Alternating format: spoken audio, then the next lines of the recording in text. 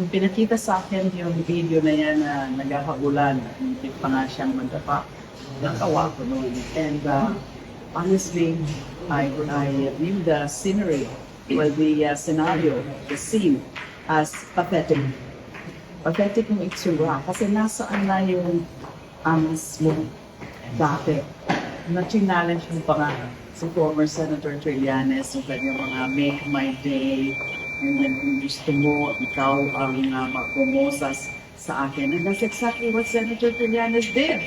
Nagpakita siya dyan to fulfill the wishes of Senator Bato. So nakakatawa, and at the same time, nakakaawa din. Kasi dapat alam niya yan. And he took the risk of going there. Hindi ba umubong naman talaga na meron ng warrant of arrest?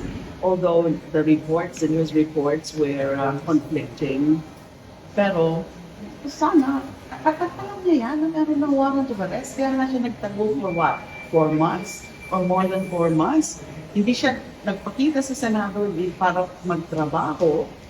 Pero this time around, because of that, ano pala, that's that one coup against the Senate leadership.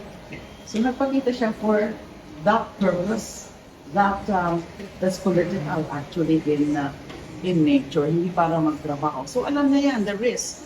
And then, ang nakakalungkot is ginagamit ngayon ang Senado as a sanctuary or a refuge.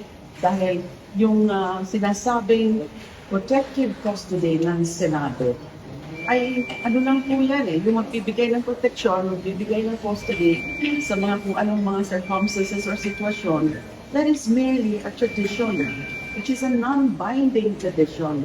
Wala po sa batas, wala po sa saligang batas na sinasabi na kapag ang isang miyembro ng Kongreso, whether sa House o sa Senado, ina-arrest ko, ay dapat protektahan o bigyan ng refuge or sanctuary. Wala po yan sa batas.